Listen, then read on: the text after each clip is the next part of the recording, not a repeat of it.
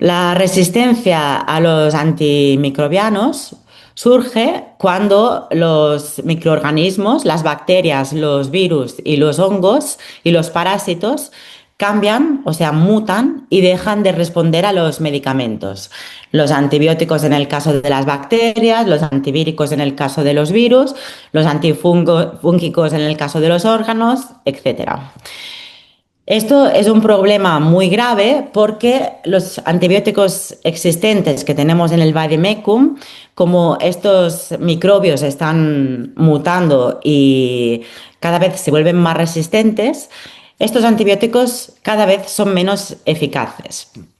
Y lo que pasa es que cuando una persona se pone enferma por una infección, eh, no, los médicos que le tratan no encuentran antibióticos que sean eficaces para eliminar esa infección.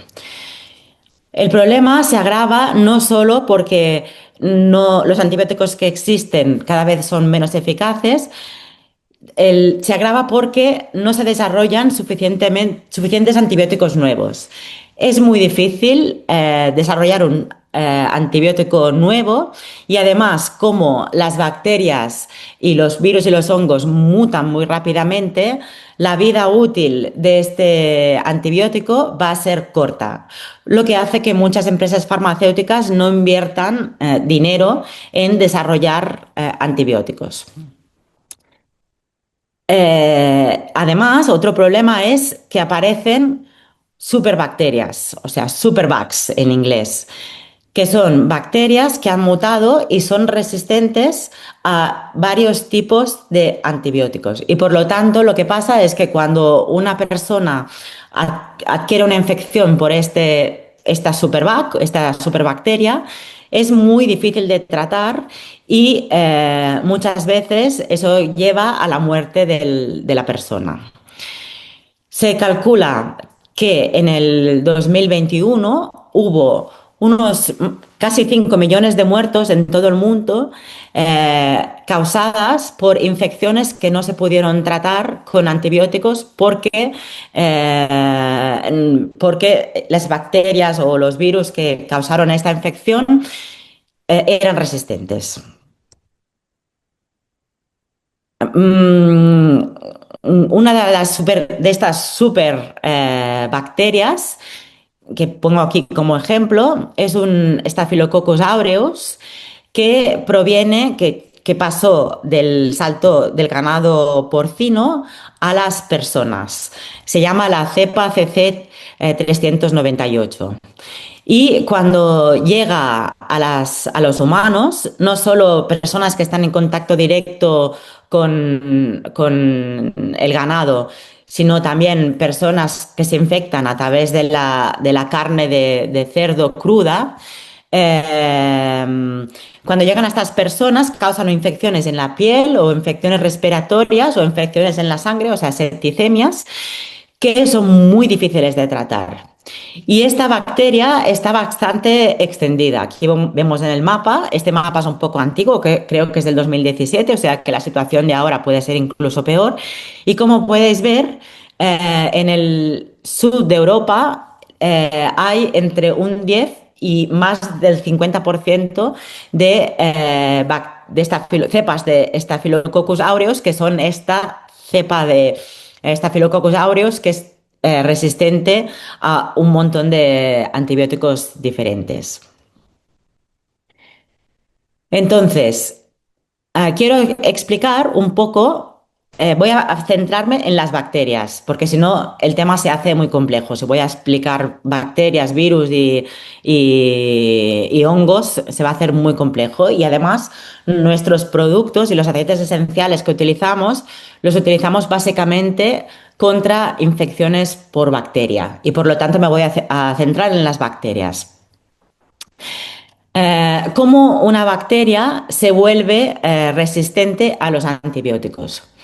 Pues sabemos que los diferentes tipos de antibióticos que disponemos de los que disponemos en el vademecum, eh, atacan o interfieren con el metabolismo de la bacteria en diferentes puntos. Por ejemplo, los betalactámicos interfieren con la síntesis de la membrana, de la pared celular. Otros, las fluoroquinolonas, interfieren con la síntesis del DNA o el RNA. Otros interfieren con el trimetoprim o las sulfonamidas, interfieren con el folato. Y así, ¿vale? Entonces, lo que pasa es que las bacterias sufren una mutación y los antibióticos, los diferentes antibióticos, ya no pueden interferir con el metabolismo de la bacteria como lo hacían hasta ese momento. Por ejemplo, hay tres mecanismos o tres mutaciones principales.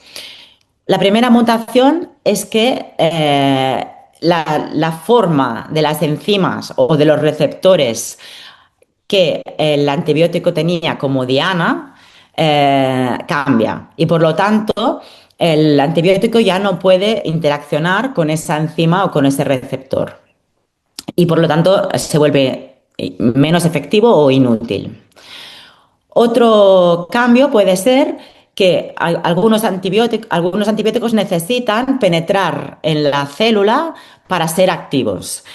Pues lo que hace la bacteria es que cambia la permeabilidad de la membrana externa y estos antibióticos ya no pueden penetrar. Y otro mecanismo de mutación sería que producen enzimas que inactivan al antibiótico. Por ejemplo, las beta-lactamasas que inactivan los antibióticos beta-lactámicos. Existe un modelo en fisiología que es el modelo llave-cerradura. Este modelo se aplica a procesos fisiológicos y también a los fármacos como los antibióticos, que es que este modelo consiste en que para que una molécula tenga una función fisiológica, se tiene que unir a una enzima o a un receptor. Y esta molécula y la forma de esta molécula y la forma de esta enzima tienen que ser complementarios, tienen que encajar como una llave y una cerradura, ¿vale? Si la enzima o el receptor mutan y cambian de forma, el fármaco o la molécula fisiológica que tenga que interactuar ya no puede interactuar. Como cuando, por ejemplo, una cerradura se oxida o cambiamos la cerradura, la llave que tenemos ya no puede entrar porque ya no encaja en dicha cerradura y por lo tanto ya no podemos abrir la puerta. Espero haberlo explicado bien. Si no lo he explicado bien, me lo preguntáis en las preguntas. Entonces, hasta ahora he explicado cómo se adquiere esta resistencia. El problema de la resistencia a los antimicrobianos no es solo que se adquiere, sino que también se transmite de bacteria a bacteria. Y se transmite de diferentes maneras. La primera manera es que en una población, en una colonia bacteriana, existen normalmente para la misma especie de bacteria unas bacterias individuales que tienen genes para la resistencia antibiótica y otros genes y otras bacterias que no tienen genes para la resistencia antibiótica. Entonces, cuando administramos un antibiótico, sobre todo si el principio activo que estamos suministrando no es el adecuado. Por ejemplo, si la dosis es subterapéutica, o sea, damos menos dosis de las que tendríamos que dar. O, por ejemplo, cuando el tratamiento es incompleto, por ejemplo, este ejemplo podría ser cuando vamos al médico porque tenemos una infección en la garganta, por ejemplo, y el médico nos da amoxicilina durante una semana. Y al cabo de 3 o 4 días ya nos encontramos bien y entonces ya no continuamos tomando el medicamento y lo dejamos. Eso sería un tratamiento incompleto. Pues lo que pasa cuando damos este antibiótico es que las bacterias que no tienen genes para la resistencia antibiótica mueren, pero las que tienen genes para la resistencia antimicrobiana sobreviven.